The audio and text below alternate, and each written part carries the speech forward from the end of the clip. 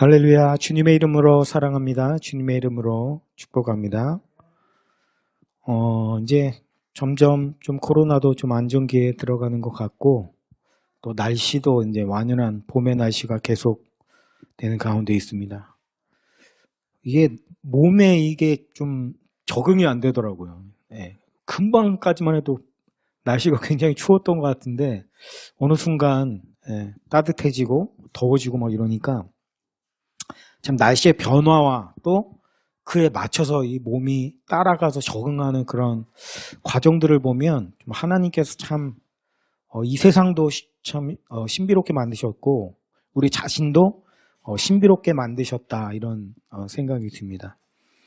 오늘 말씀의 제목이 사랑과 믿음의 관계라고 제목을 정해봤는데요. 우리가 이제 그 목사님들을 보면은 목사님들이 되게 좀 약간 뭐라고 할까요? 헷갈리게 말을 할 때가 많은 것 같아요. 저도 마찬가지고. 설교할 때 보면은 여러분, 사랑이 가장 중요합니다. 사랑이야말로 우리가 정말 중요하게 생각하고 가장 중요한 겁니다. 뭐 언제는 그렇게 얘기했다가 또 언제는 여러분, 믿음이 가장 중요합니다. 믿음이 진짜 우리 삶에서 너무너무 가장 중요합니다. 뭐 이렇게 얘기를 하고, 또 어떤 때는 순종이 가장 중요합니다. 순종을 하는 것이야말로 우리 삶에서 가장 중요합니다. 뭐 이런 식으로 얘기하면서 약간 매번 가장 중요한 게 매번 조금씩 달라져요. 그래서 물론 이제 그 목사님 이제 그때 이제 준비하신 어떤 그 말씀의 주제에 따라서 이제 강조하는 강조점이 뭐 다른 것이겠지만은 성도님들 입장에서는 좀 헷갈릴 수 있겠다는 생각이 들어요. 아니, 언제는 사랑이 가장 중요했다고 그러다가, 언제는 믿음이 가장 중요하다 그랬다가, 또 언제는 순종이 가장 중요하다 그랬다가 막 이러니까, 아니 도대체 가장 중요한 게 뭐야? 사랑이 중요하다는 거야? 믿음이 중요하다는 거야? 순종이 중요하다는 거야? 뭐 이런 생각이 들 수가 있습니다. 또 헷갈릴 수도 있고, 물론 우리가 뭐 사랑이냐 믿음이냐 뭐 순종이냐 그것의 우선순위를 딱 따져가지고 정확하게 뭐가 1등, 뭐가 2등, 뭐가 3등 뭐 이런 식으로 따질 수 있는 어떤 그런 문제는 물론 아닙니다만, 오늘은 그 사랑과 또 믿음 그리고 순종의 어떤 그런 관계성, 이것이 어떻게 짜여서 돌아가는가, 왜 이 관계를 우리가 이야기를 해야 하는가 하면 따로따로 떨어져 있는 개념이 아니거든요. 사랑은 사랑 따로 있고 믿음은 믿음 따로 있고 순종은 순종 따로 있고 막 이래가지고 뭐 전혀 상관이 없이 제각각 어떤 그런 각자의 영역을 어떤 이루어져가는 뭐 그런 개념이 아니라, 뭐 어떻게 표현할까요? 뭐 상호작용이라고 표현할까요? 상호작용? 사랑과 믿음과 어떤 순종 사이의 어떤 그런 관계성과 상호작용, 이런 것도 우리가 조금 한번 개념적으로 이해를 해놓으면, 아, 이래서 사랑이 중요하고 그 안에 믿음이 중요하고 뭐 이런 것들이 조금 정립이 되지 않을까, 좀 이런 생각을 해봐요. 제가 뭐 설교 말씀을 통해서도 많이 그런 말씀을 드렸습니다만, 하나님께서 이 세상을 지으실 때 또 하나님의 성품 속성 자체가 뭐냐면 사랑이시다라고 말씀을 드렸습니다. 그죠? 사랑이라고 하는 것은 어떤 하나님의 본질 그 자체다라고 말씀을 드렸고, 그 하나님의 성품을 반영해서 이 모든 세상을 만드신다고 하셨을 때에 사랑이라고 하는 하나님의 어떤 본성적인 발로, 사랑이라는 법칙을 통해서 온 우주와 만물을 만드셨고, 이제 그건 당연히 우리 자신도 포함이겠죠. 우리도 하나님이 만드신 피조물이니까요. 뭐 우리가 에베소서 4장 말씀, 또 오늘 묵도할 때 읽은 말씀, 우리가 4장 말씀에 보면 만유 안에 있는 하나님, 만유를 그저 만드신 하나님, 만유라는 게 뭡니까? 모든 것이잖아요. 하나님께서 만드신 모든 것. 그러니까 그것이 어떤 사랑이라고 하는 어떤 그 법칙 안에서 만들어졌다라고 우리가 말씀을 할 수가 있겠어요. 그래서 하나님은 사랑이시고 온 우주 만물도 사랑의 법칙이 통하게끔 만들어져 있어요. 이 얘기는 무슨 얘기입니까? 우리는 사랑의 법칙에 지배되어 살아가고 있다라는 거예요. 그래서 우리가 살 수 있는 길은 사랑하는 길입니다. 사랑하지 못하면 죽게 되는 거예요. 그걸 굳이 왜 그렇습니까? 라고 묻는다면은 그렇게 만들어졌으니까요. 그렇게 만들어진 거에 뭐 다른 이유를 찾을 수가 없잖아요. 너는 왜 그렇게 생겼니? 엄마가 그렇게 생겼고 아빠가 그렇게 생겼으니까 나도 이렇게 생긴 거야. 뭐 이렇게밖에 얘기할 수 없는 것처럼 그게 사랑이에요. 그래서 우리는 하나님으로부터 사랑을 받고 우리도 하나님을 사랑하고 또 하나님이 만드신 모든 것들을 우리가 사랑합니다. 그래서 우리는 사랑이라는 법칙에 의해서 살아간다라고 할 수가 있죠. 그렇다라고 한다면은 여기서 믿음이라고 하는 것은 도대체 무엇이냐? 또 더 나아가서 순종이라는 것은 무엇이냐라고 우리가 고민을 해보게 될 필요가 있는 것입니다. 자, 믿음이라고 하는 것은 대상이죠, 대상. 믿음이라는 건 뭐냐면 의지한다라는 표현과 어떤 동일한 표현이라고 할 수 있을 때에 우리가 누구를 믿는가 하면 우리의 구주 되신 예수 그리스도를 믿고 성삼위 하나님을 우리가 믿고 의지한다. 이렇게 볼 수가 있겠죠. 왜 그렇습니까? 하나님만이 우리를 살게 할 수 있는 분이기 때문에 그렇습니다. 사단은 어때요? 우리가 창세기 3장에도 보지만은 사단을 통해서 무엇이 들어왔냐면 우리 안에 죽음이 들어왔고 우리에게 어떤 파멸, 그죠? 어떻게 보면 우리를 죽이는 어떤 그러한 결과를 만들어내게끔 인도한 게 또 사단이고 하나님은 우리를 살리시는 분이시겠죠. 왜냐하면 우리를 사랑하시니까.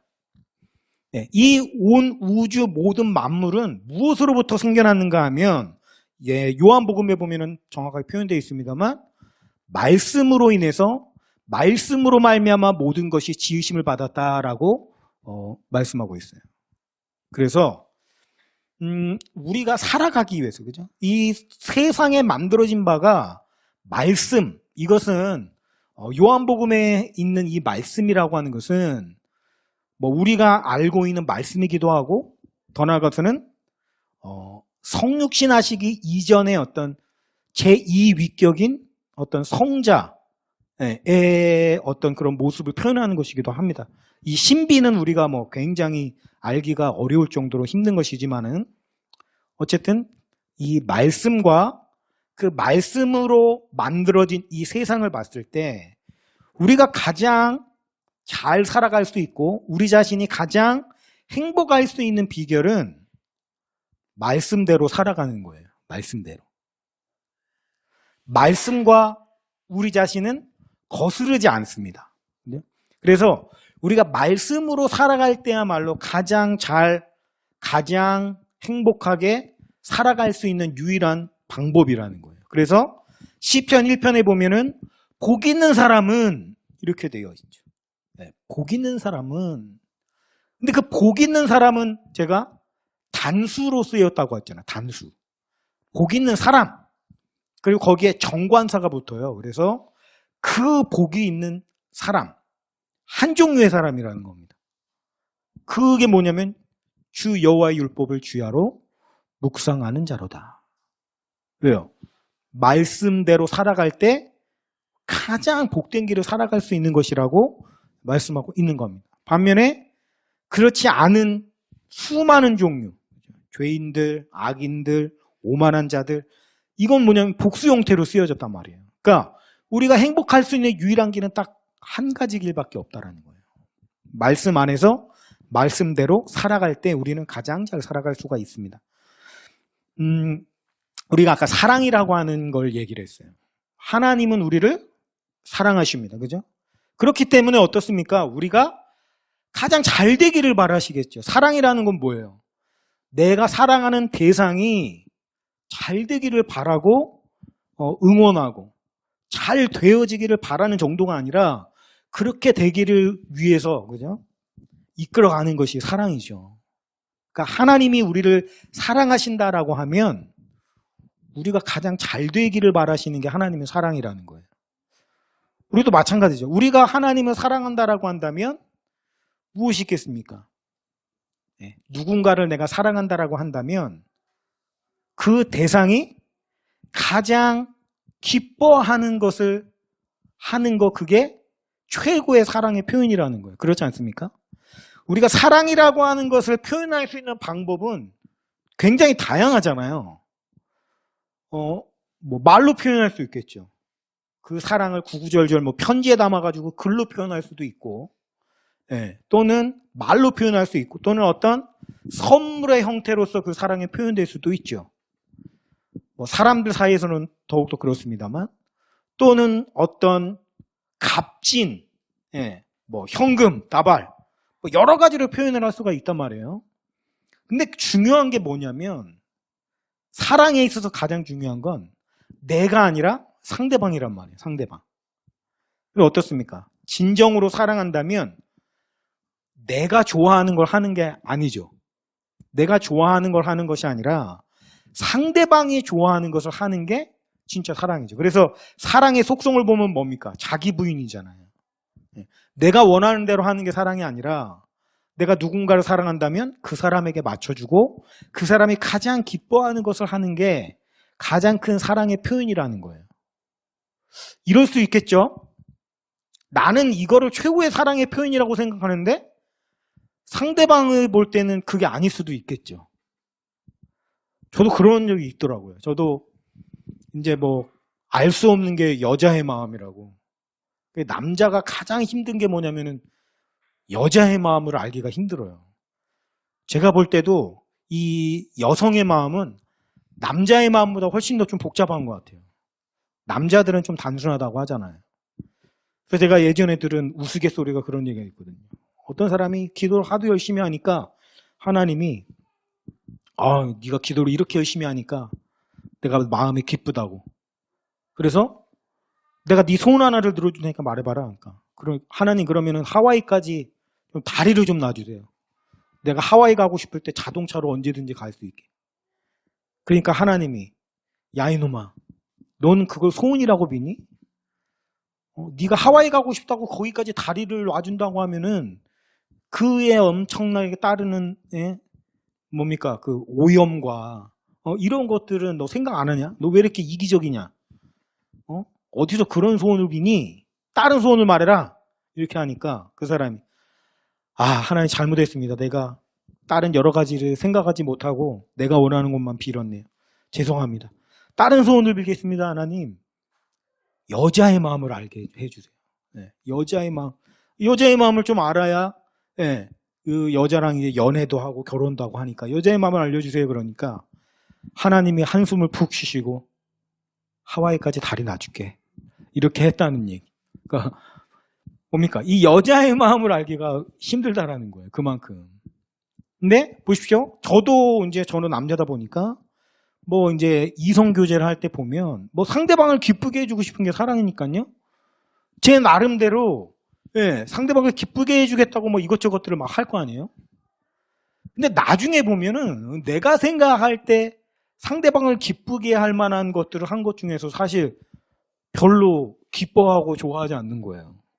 생각보다. 내가 돈을 공장에서 열심히 막 벌어가지고 그 번 돈으로 막 다 투자해가지고 뭣도 사주고 해봤는데 생각보다 별로 안 기뻐하더라고요. 근데 어떤 포인트에서 저는 진짜 별거 아니라고 생각하고 어떻게 한 게 그거에 또 그렇게 감격받아서 기뻐하는 거예요. 그러니까 뭡니까? 다르다는 거죠. 내가 느끼는 거하고 상대방이 느끼는 거는 다를 수 있다는 거예요. 마찬가지라고 생각을 합니다. 하나님과 우리의 관계도 저는 그렇다고 생각을 해요. 우리가 하나님을 사랑하고 하나님이 나를 사랑하신다고 할 때 내가 하나님을 사랑해. 하나님을 정말 기쁘게 해드리고 싶어요. 그래서 내 나름대로 그죠? 우리가 어떻게 하면 하나님을 기쁘게 할 수 있을까? 내가 표현을 하죠. 내가 정말 열심히 일해서 번 돈을 그죠? 모아서 내가 다른 데다 쓰지 아니하고 그것을 하나님께 헌금으로 헌물로 드린다든지 그렇게 표현할 수 있잖아요. 또는 내가 100일 작전 기도를 하나님 앞에 한다든지 금식을 한다든지 내가 할 수 있는 내가 생각할 때 가장 하나님을 기쁘게 해드릴 수가 있다면 내가 하겠습니다. 물론 하나님이 정말 기뻐하시겠죠. 그 마음이 예쁘잖아요. 근데 과연 하나님이 가장 기뻐하시는 게 뭘까라는 거죠. 성경에 보니까 그런 표현이 있죠. 내가 너희들에게 원하는 것은 제사가 아니다. 제사를 우리가 뭐라고 표현할 수 있겠습니까? 뭐 예배로 표현할 수도 있을 거고, 제물로 표현할 수 있을 거고, 또 뭐 헌금, 뭐 이런 여러 가지 것들로 표현할 수 있겠죠. 뭐 11조 다 표현될 수 있겠습니다만, 그런 거 내가 너희에게 원하는 게 아니다. 자, 우리가 사랑이라는 거에 대해서 지금까지 이야기를 나눴어요. 사랑. 내가 하나님을 사랑하고 하나님 나를 사랑해. 근데 내가 하나님을 사랑한다면 하나님을 가장 기쁘시게 하고 싶은데 하나님이 가장 기뻐하시는 게 뭐지? 헌금, 뭐 예물, 봉사 또는 뭐 여러 가지 것들 굉장히 많이 있습니다만 오늘 본문 말씀에 하나님이 진정 우리에게 원하시고 내가 했을 때 가장 기뻐하시는 게 뭔가? 우리가 3절, 4절, 5절 보니까 그죠? 5절에 보니까 이렇게 돼 있어요. 누구든지 어떤 사람이든지 그의 말씀을 지키는 자는 하나님의 사랑이 참으로 그 속에서 온전하게 되었나니 이로써 우리가 그의 안에 있는 줄을 아노라. 하나님께서 가장 기뻐하시는 게 뭐냐면 그분의 말씀을 지키는 것이래요. 그 위에는 뭐라고 돼 있냐면 그의 계명을 지키면 이로써 우리가 그를 아는 줄로 알 것이요. 하나님이 우리가 가장 기뻐하시는 게 뭐냐면 계명을 지키는 것. 하나님의 말씀을 지키는 사람, 그의 말씀을 지키는 자예요. 그러니까 우리가 뭐 여러 가지로 하나님을 기쁘시게 할 수가 있어요. 그런데 하나님이 가장 기뻐하시는 것은 하나님의 말씀을 지키는 것이라는 거예요. 하나님의 말씀을 지키는 것을 우리가 한마디로 표현하면 뭐가 되겠습니까? 순종이죠, 순종. 그래서 성경에 사울이 그죠? 하나님께서 아말렉을 그냥 다 쳐서 없애라고 이렇게 명하셨을 때에 왜 아말렉을 다 하지 않고 다 죽이지 않고 짐승을 남겨놨다가 하나님이 너 왜 내 말에 순종 안 하냐 그러니까 하나님께 좋은 것으로 바치려고 내가 남겨놨습니다 하니까 하나님이 사무엘 통해서 말씀하시죠. 수양과 그걸 내가 순종이 제사보다 낫다. 그 유명한 말씀이 거기에 나오는 거 아닙니까? 그러니까 우리가 하나님을 가장 기쁘게 해드리는 거는 어떤 재물, 예물 이런 게 아니라 하나님의 말씀대로 순종하는 것을 가장 기뻐하신다라는 거예요. 그러니까 내가 정말 하나님을 사랑해요. 정말 하나님을 사랑해서 하나님을 진짜 기쁘시게 해드리기를 원한다면 하나님의 말씀을 지키면 됩니다. 그것보다도 하나님을 기쁘게 하는 게 없다라는 거예요. 근데 보십시오.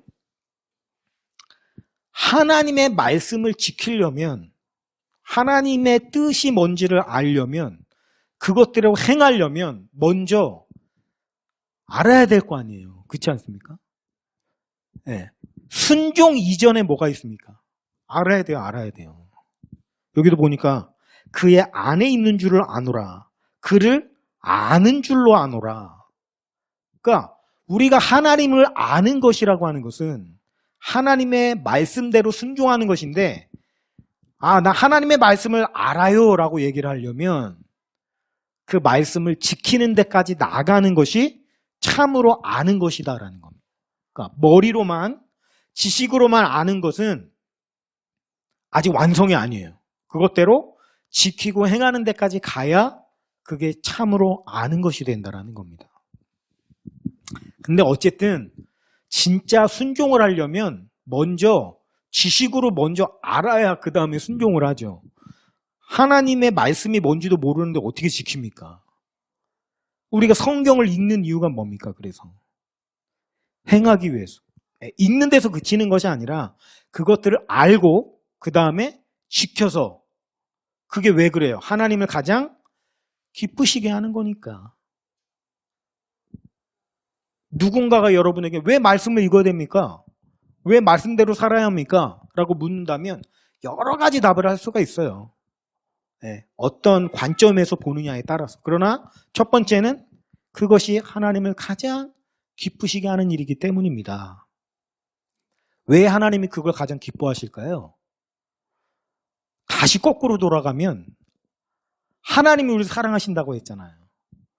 우리를 사랑하시기 때문에 우리가 가장 잘 살기를 원하시는 게 하나님의 사랑인데, 우리가 하나님의 뜻대로 살아갈 때 우리가 가장 잘 살 수 있기 때문에, 하나님이 가장 기쁜 게 뭡니까? 우리가 가장 잘 되는 게 하나님이 가장 기쁜 거예요. 그러니까 사랑은 서로 이렇게 연결되어 있습니다. 아, 나 하나님을 기쁘시게 해드리기를 원해요. 그럼 하나님의 뜻대로 내가 살아야지. 왜요? 하나님을 사랑하니까. 근데 내가 그렇게 할 때 결국에 가장 잘 되는 건 누구예요? 나예요. 네, 사랑이라는 건 이렇게 얽혀 있습니다. 자, 그런데 여기에 믿음이라는 게 어디 들어갈 구석이 있나? 자, 보십시오. 순종이라고 우리가 했습니다. 말씀대로 지키고 행하는 것. 근데 어떨 때 말씀을 지키고 행하는가 하면 우리가 믿을 때 말씀을 지키고 행할 수 있다는 거예요. 결국에 하나님이 가장 기뻐하시는 건 뭐냐면 믿음이고 곧 순종이다라는 겁니다. 여러분, 믿음과 순종이라는 것은 따로 이렇게 떨어져 있는 개념이 아니라 둘이 아주 밀접하게 연결되어 있는 관계예요. 믿음 따로, 순종 따로가 아닙니다. 믿음과 순종은 하나다라는 겁니다. 뭐 예를 들어서 출애굽기에 보면은 하나님께서 이집트를, 애굽을 10가지 재앙으로 심판하는 내용이 나오는데, 그 심판 중에 뭐가 있냐면 우박이 있어요. 우박. 막 이만한 우박 있죠. 그거 한 방 맞으면은 그냥 다 부서지고 막 죽고. 그래가지고 하나님께서 우박 재앙을 주시기 전에 우박으로 심판을 할 건데 다 들어가 있어라. 왜요? 우박 맞으면 다 죽는다니까요. 사람이고 짐승이고 가축이고 맞으면 다 죽기 때문에 뭐 어디 튼튼한데 뭐 그죠? 그런 건물 안에 들어가 있든지 다 들어가 있어야만 안 죽어요. 그렇게 말씀하셨다고. 근데 재밌는 게 뭐냐면 이스라엘 사람들에게만 그 말씀을 주신 게 아니라 이집트 사람들한테도 똑같이 그 경고죠.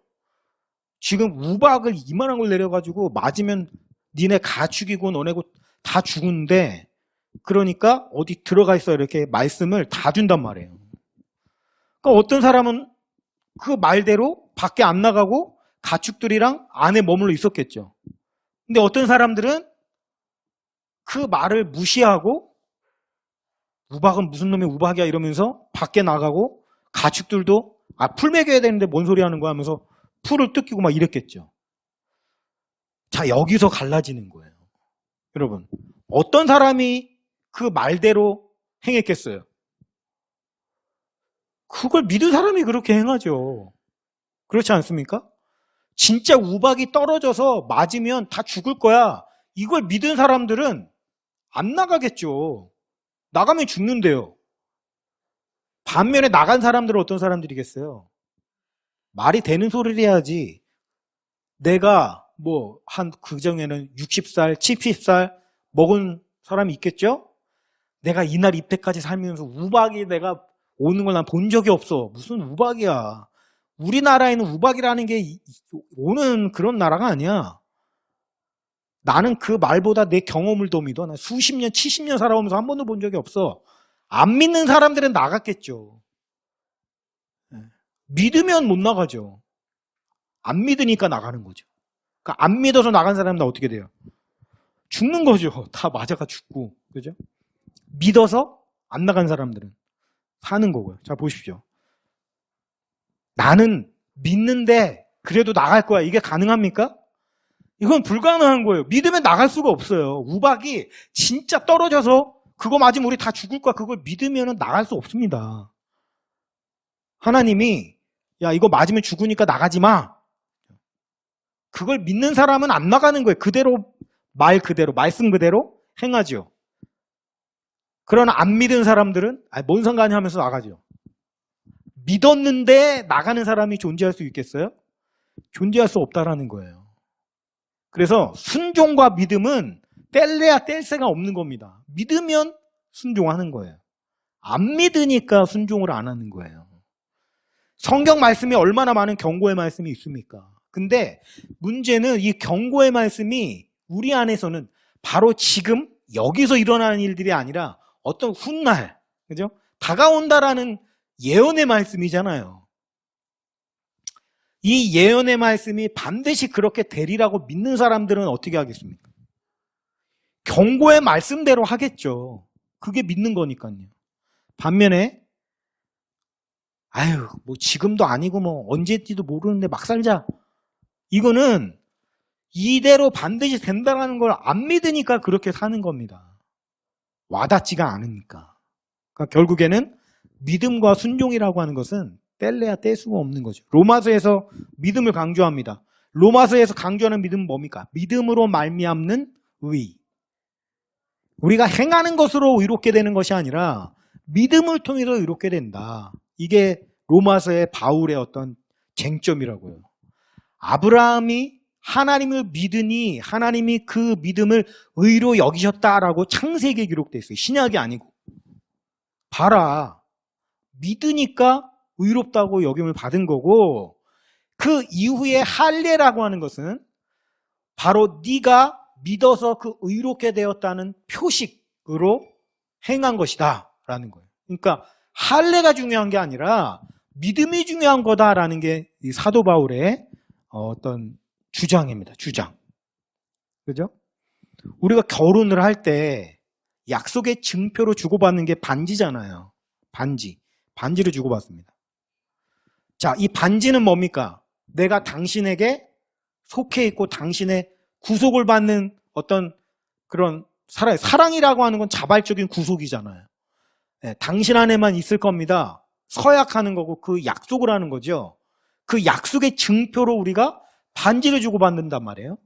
자, 여기에서 중요한 게 약속을 지키는 겁니까? 반지입니까? 반지가 중요한 게 아니에요. 그 약속을 지키겠다라는 어떤 서로 간의 믿음, 이게 중요한 거죠. 반지 없어진다고 결혼 깨지나요? 아니에요. 이건 그냥 표식일 뿐입니다. 그렇죠? 마찬가지라는 거예요. 할례, 율법을 지켜서 행하는 거, 그게 중요한 게 아니고, 이 반지가 중요한 게 아니고, 하나님이 믿었을 때, 믿음으로 믿은 것을 가지고 의롭게 여기셨다. 그러니까 믿음이 중요한 거야. 이게 로마서예요. 반면에 야고보서는 어떻습니까? 순종하지 않는 믿음은 죽은 믿음이다. 행함이 없는 믿음은 믿음일 수가 없다. 이래서 얼핏 보기에는 이게 로마서의 믿음과 완전히 배치되는, 로마서의 주장과 배치되는 주장인 것 같지만 사실은 그렇지 않다는 거예요. 배치되는 게 아니라 로마서의 강조점과 야고보서의 강조점이 조금 다른 것일 뿐, 믿음은 동일하고, 그 믿음이라고 하는 것은 순종이라는 형태로서 드러나게 되어 있다는 것은 분명히 맞습니다. 그러니까 믿음과 순종, 이 관계는, 그러니까 결국에 순종한다라는 건 믿는다는 얘기가 되는 거예요. 불순종한다는 건 믿지 않는다는 얘기가 되는 거죠. 자, 다시 한번 정리를 하겠습니다. 사랑입니다. 나 하나님 사랑하고 하나님이 나를 사랑하세요. 그러니까 내가 하나님을 기쁘게 해드리고 싶은 거예요. 하나님이 뭘 가장 기뻐하시지 하니까 하나님은 계명을 지키는 거, 하나님의 말씀대로 지키는 거, 그걸 가장 기뻐하신대요. 그래서 내가 그거를 합니다. 왜요? 하나님을 기쁘게 해드리고 싶으니까. 그게 사랑이죠? 근데 그 지켜 행하는 건 결국엔 뭐냐면 믿음이에요. 그죠? 그러니까 하나님을 가장 사랑해서 하나님을 기쁘시게 하는 건 뭐냐면 하나님을 믿는 거예요. 근데 하나님의 입장에서 보면 하나님의 말씀을 믿고 그대로 행하는 것이 우리가 가장 잘 되는 유일한 길이에요. 그죠? 그래서 내가 하나님을 기쁘시게 하기 위해서 막 행하면 결과적으로 내가 가장 잘 사는 길이 됩니다. 맞죠? 그렇게 되는 거예요. 이상하다. 나는 하나님을 기쁘게 해드리려고 나 그렇게 한 건데 결과적으로 내가 가장 잘 됐어요. 이게 믿음의 역설이고 진리의 역설이에요. 상대방을 위할 때 내가 잘 됩니다. 그죠? 내가 잘 되기 위해서 나를 위해서 살 거야. 나만을 위해서 살 거야. 내가 가장 안 되고 못 되는 길이 바로 그 길이에요. 내가 내 자신을 위해서 살아갈 때 나는 망합니다. 사단이 아주 그럴듯하게 미혹하죠. 야, 아유, 세상이 얼마나 복잡하고 힘들고 지금 이렇게 그죠? 악한데 네가 너를 안 챙기면은 누가 너를 챙기냐? 어? 그냥 남들 위해서 살아가면 바보 취급만 당하는 거야. 너 그러다가는 아무것도 못 챙겨. 너 자신을 위해서 살라니까? 그럴듯하죠? 맞는 말 같죠? 그렇게 사는 삶이야말로 나를 망하게 하는 삶이라는 거예요. 왜? 하나님이 이 세상을 그렇게 안 만드셨어요. 나 자신을 위할 때 잘 되도록 안 만들었다고요. 나 자신을 위해서 살아가면서 다른 사람들을 도구화시키고 모든 사람들을 내 이익의 어떤 수단으로서 보고 하나님조차도 내 이익의 수단으로 보고 이렇게 되면 그게 뭐냐면은 사이코패스고 그게 소시오패스예요. 그렇게 되는 거예요. 사이코패스하고 소시오패스가 잘 되는 거 봤어요? 그 끝은 감옥이거나 멸망이라는 거예요. 죽음이라는 거죠. 소시오패스들이 이 땅에서는 잘 살 수도 있어요. 보면은 권력 있고 힘 있는 사람들 보면은 그런 사람들인 경우 많아요. 갑질하고 막 이런 게 뭡니까? 다른 사람 인격으로 안 대하는 거거든요. 도구로 보는 거지. 그런 사람들이 이 땅에서는 잘 될 수 있어요. 분명히. 그러나 이 세상의 삶이 끝이 아니라는 사실이죠. 반드시 그 행한 결과를 받게 돼 있어요. 말씀을 보면 그런 사람이 잘 될 거다라고 하지 않아요. 절대. 우리가 말씀을 믿는다면 그렇게 살지 말아야죠. 그런 삶은 하나님이 기뻐하시는 삶이 아닐 뿐더러 나 자신을 파괴하는 삶이고 나를 멸망케 하는 삶이다라는 겁니다. 그러니까 결과적으로 우리가 사랑하며 살아갈 때 우리가 가장 아름답게 잘 살 수 있는 방법이고 그것이 하나님의 은혜로운 삶이다라는 거예요. 아, 하나님은 내가 하나님의 말씀대로 살기를 바라시는구나. 자, 그러면 우리 자신도 마찬가지죠. 저와 같은 목자라든지 뭐 저뿐만이 아니라 우리 모든 성도인들도 마찬가지죠. 내가 어떤 사람들을 사랑한다. 하나님과의 사랑은 지금까지 봤으니까 사람들, 이웃들을 사랑한다라고 할 때 우리가 이웃들을 사랑하는 표현들을 여러 가지로 할 수 있겠습니다만 저는 이웃들을 가장 사랑하는 방법이 뭐냐면 말씀을 심어주는 거라고 생각합니다. 자, 보세요. 이 세상에 많은 직업들이 있습니다만 사람의 목숨을 살리는 의사라는 직업이 숭고하죠. 죽을 위기에 처해 있는 사람들을 구한다는 게 얼마나 대단합니까? 아름다운 거죠. 그런 의미에서 의사들은 존경을 많이 받죠. 존경을 받아 마땅하죠. 죽어가는 사람을 살리는 사람이니까요. 그것도 사랑이죠. 이웃을 사랑하는 거죠. 죽어가는 사람의 몸의 질병을 고쳐주고 하는 것이 그 사랑이죠. 사랑하는 방법이죠. 또는 여러 가지 서비스업, 이 서비스를 통해서 사람을 기쁘게 하고 행복하게 하는 것, 그것도 인간을 사랑하는 방법이 될 수 있죠. 그런데 인간을 가장 사랑하는 최고의 표현은 말씀을 심어주는 거예요. 왜죠? 그의 영혼이 잘 되게 하는 것이기 때문에. 몸을 살리는 게 중요합니까? 영혼을 살리는 게 중요합니까? 몸을 살리는 건요, 유통기한이 얼마 안 돼요, 이게. 몸을 잘 살려봐야 120년이 안 가요. 영혼을 살리는 건요. 영혼이 잘 되는 것이고 영원히 잘 되는 것이에요. 그러므로 이웃사랑의 최고의 표현은 뭡니까? 말씀을 전하는 거예요. 말씀을 심는 거예요. 데살로니가 교회에 사도 바울이 3주 동안 말씀을 심었는데 놀라운 변화가 일어납니다. 그런데 사도 바울이 자기의 사정 때문에 3주밖에 심지를 못하고 떠날 수밖에 없는 처지에 있어요. 얼마나 노심초사합니까? 아, 이 어린 양이란 말을 말 그대로 말씀을 받아들인 지 얼마 안 됐어. 막 열정 넘치고 심 넘치는데 이것이 시간이 지남에 따라 어떻게 바뀔지 모르는 상황이란 말이에요. 그런 노심초사한 상황에서 사도 바울이 택한 방법은 디모데를 보낸 것이었어요. 디모데. 왜죠? 말씀을 심으라고. 데살로니가 교인들을 가장 사랑할 수 있는 방법은 그들 안에 말씀을 심어주는 겁니다. 예수님께서 이런 말씀을 하셨죠.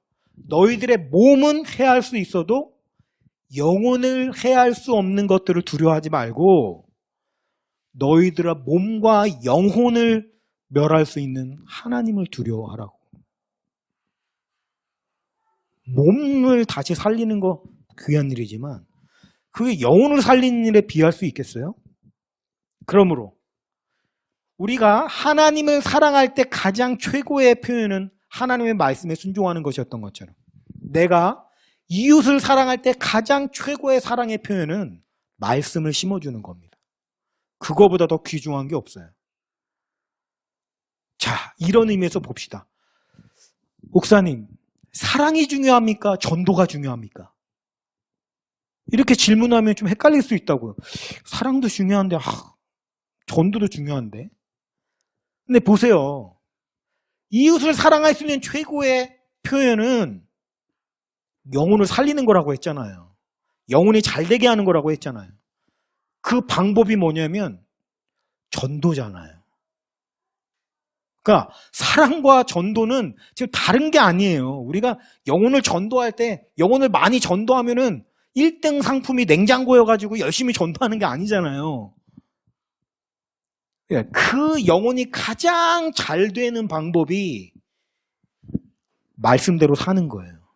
그래서 그 말씀을 심어주고 하나님의 도를 전해주는 게 그 사람을 가장 그 사람이 필요한 돈을 주는 것도 물론 사랑 표현이 될 수 있고 그 사람이 필요한 어떤 도움을 주는 것도 사랑이 될 수 있습니다만 가장 큰 사랑의 표현은 말씀을 심어주는 것이라는 거죠. 자, 보십시오. 하나님 우리를 사랑하시기 때문에 우리가 가장 잘 되는 길들을 우리에게 제시해 주십니다. 그런데 그 하나님이 나를 살리는 방법이 내가 다 좋아하는 것들이겠어요? 그러지 않을 수 있단 말이에요. 때때로는요, 내 영혼이 잘 되는 길이 내가 싫어하는 걸 수도 있어요. 그렇지 않습니까? 하나님이 나를 진짜로 사랑한다면 내가 그걸 싫어해도 그렇게 해가시는 게 진짜 사랑이죠. 맞잖아요. 자녀가 원하는 걸 다 주는 게 그게 사랑이에요? 내 자녀가 원하니까 막 우리 주원이가 원하니까 막 가위도 주고 망치도 주고 칼도 주고 다 주는 게 그게 사랑입니까? 아니잖아요. 내가 원하는데 왜 안 주는 거야? 날 안 사랑하는 거야? 이렇게 생각할 수 있죠, 주원이는. 그러나 위험한 거는 안 주는 게 사랑이죠. 주원이가 원하지 않는 거를 때로는 해야 되는 게 그게 진짜 사랑이죠. 그러니까 내가 바라고 내가 원하는 대로 하나님이 해주시는 게 꼭 사랑이 아니라는 거예요. 민주주의가 뭐 어떤 면에서는 좋은 정치 제도이긴 합니다만 민주주의의 가장 맹점과 약점이 뭔지 아십니까? 사람들이 뽑잖아요. 사람이 완전한가요? 안 완전하죠. 사람들이 뽑으니까 가장 중요한 게 뭐냐면 정치 지도자가 가장 중요한 게 사람들의 표를 받아야 돼요. 표를 받으려면 사람들이 좋아하는 걸 해야 돼요. 여러분, 사람들이 잘 되는 게 꼭 그 사람들이 좋아하는 것이 아닐 수도 있죠. 그렇게 하잖아요? 표를 못 받아요. 사람들이 그렇게 똑똑하다기보다 그렇게 깊지를 않다고요. 그러니까 사람들이 좋아할 만한 성심성 공약을 할 수밖에 없는 게 민주주의고 사람들이 좋아할 만한 것들을 행하다 보면 오히려 그것이 사람들을 망치는 정책이 될 수도 있는 거죠.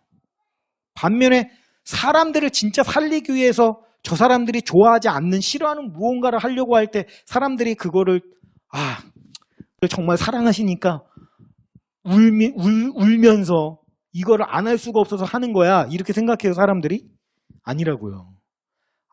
저 사람 왜 저래? 다음에 안 뽑아. 그러니까 사람들이 좋아하는 것만을 하게 될 수밖에 없는 게 민주주의예요. 민주주의는 대중들이 뽑는 거잖아요. 맹점이죠. 하나님이 우리가 좋아하는 투표해가지고 하나님 뽑아가지고 이렇게 하는 식으로 인기 투표로 뽑아가려고 한다면은 우리는 망할 수 있죠. 그러니까 우리가 뭡니까? 하나님을 진짜 사랑한다라는 것은 하나님이 우리를 잘 되는 길로 이끌어 가신다는 것을 온전히 신뢰하고 믿는 것이 됩니다. 그럴 때 우리가 순종할 수 있는 거예요. 이게 싫어요. 지금 당장은. 나를 힘들게 하는 것. 그러나 이거는 나를 잘 되게끔 인도하시는 거야. 믿고 순종할 때 하나님도 가장 기뻐하시지만, 그죠? 얼마나 기쁘시겠어요? 그런데 그게 또한 내가 가장 잘 되는 길이다라는 겁니다. 사랑과 믿음과 순종은 굉장히 밀접하게 연결되어 있는 거예요.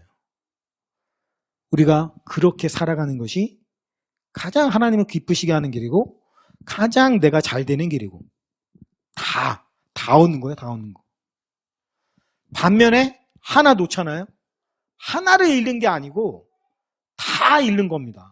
사랑도 잃고 믿음도 잃고 순종도 잃고 내가 잘 되는 것도 잃고 하나인도 잃고 다 잃어버리는 거라고요. 그래서 성경에 보면 뭐라고 돼 있어요? 가진 자는 더 많이 가질 것이요 없는 자는 그 있는 것까지도 빼앗길 것이다. 이게 무슨 말입니까? 영적인 부익부 빈익빈 현상. 하나를 하면 다 오는 거예요. 하나님 기쁘시게 하려고 사랑하니까 하나님이 좋아하는 거 해야지. 그러면 순종하고 믿음하고 사랑하고 다 가지면 결국엔 내 영혼이 잘 되고 강건하고 이런 게 다 오는 거예요. 반면에 내가 잘 살아야지 하면 사랑도 잃고 믿음도 잃고 하나님도 잃고 나도 잃고 다 망하는 거고. 잊지 마십시오. 하나만 하면 됩니다. 하나님만 사랑하면 하나님이 원하시는 걸 하게 되어 있고 잘 되게 되어 있고 다 얻게 되어 있고, 우리가 사랑과 믿음과 순종, 사랑을 붙잡아가지고 믿음을 갖게 되고 순종도 갖게 되고 영혼도 잘 되어서 복이 넘치는 그런 은혜가 넘치기를 주님의 이름으로 축원합니다. 더 나아가서 이웃들, 자녀들에게 가장 큰 사랑의 표현, 도를 전하는 것이고 말씀을 증거하는 것이고 말씀을 심어주는 것이라는 사실을 믿으시고, 뭐예요? 결국엔 어디서든 말씀의 말씀을 잘 따라가는 저 여러분이 되시기를 주님의 이름으로 축원하면서 말씀 마치겠습니다.